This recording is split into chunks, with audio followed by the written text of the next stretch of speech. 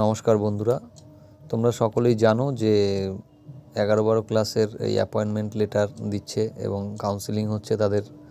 তো কিছু বলার নেই, অনেক দিন পরে আজকে একটা ভিডিও দিতে ইচ্ছে হলো, সেই জন্যই এই ভিডিওটা করা। সেটা হচ্ছে প্রথম কথা যে যাদেরকে স্পেসিফিক্যালি টেন্টেড বলে সুপ্রিম কোর্ট বাদ দিয়ে দিয়েছে বা বাদ দিতে বলেছে এসএসসিকে, তারা যদি বাদ হয়েই যায় এবং বাকি যারা রয়েছে আর কি, হ্যাঁ, তারা যদি 10 নাম্বার সবাই পায়, তাহলে তো এটাই প্রমাণ হয় যে তারা সকলেই স্পেসিফিক্যালি নট টেন্টেড বা তারা নন টেন্টেড, যে কথাটা সুপ্রিম কোর্টের বিচারপতি সঞ্জয় কুমার এক জায়গায় উল্লেখও করেছেন যে তারা নন টেন্টেড।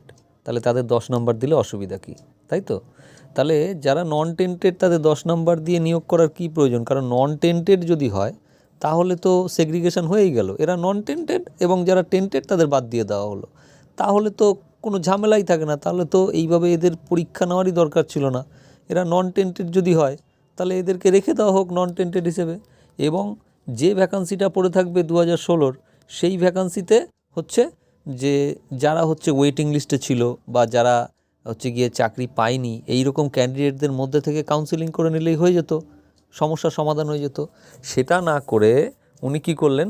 উনি বললেন যে নতুন করে পরীক্ষা নিতে হবে, এবং তখন ক্লিয়ার করে বললেন না যে নতুন করে পরীক্ষা মানে ঠিক কাদের পরীক্ষা সেটা বললেন না।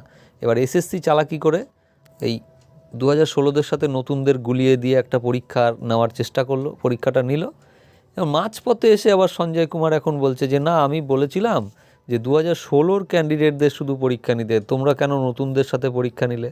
হ্যাঁ, সেটা তো গেল একটা। এবং এক্ষেত্রে যেহেতু নন টেন্টেড বলা হচ্ছে অথচ তাদেরকে আবার পরীক্ষায় বসানো হচ্ছে, এটা তো একটা অন্যায় কাজ। আমি যদি নন টেন্টেডই হই তাহলে আমি টেন্টেডের মতো আমি আবার পরীক্ষায় বসতে যাব কেন? হ্যাঁ, তো এই সব উল্টোপাল্টা কাজকর্ম কিন্তু মানে করেই চলেছে আর কি। মানে আদালত থাকার কি মানে তাহলে? আজকে এই যে 10 নাম্বারের যে ব্যাপারটা, সেখানে দেখো 10 নাম্বারের ফেসিলিটি কারা পাচ্ছে? 10 নাম্বারের ফেসিলিটি কিন্তু যারা হচ্ছে ওই প্যানেলে নন টেন্টেড তারা পাচ্ছে। তাহলে যারা নন টেন্টেড তাদের আবার কেন নতুন করে পরীক্ষায় বসতে দেওয়া হবে, এবং কেন নতুনদের সাথে বসিয়ে নতুনদেরকে বঞ্চনা করা হবে? মানে নতুনরা তো এই 10 নাম্বারটা পাচ্ছে না, তারা পাচ্ছে। তারা তো সত্যি সত্যিই জেনুইন টিচার, তাদেরকে আবার 10 নাম্বার দেওয়ার কী দরকার ছিল?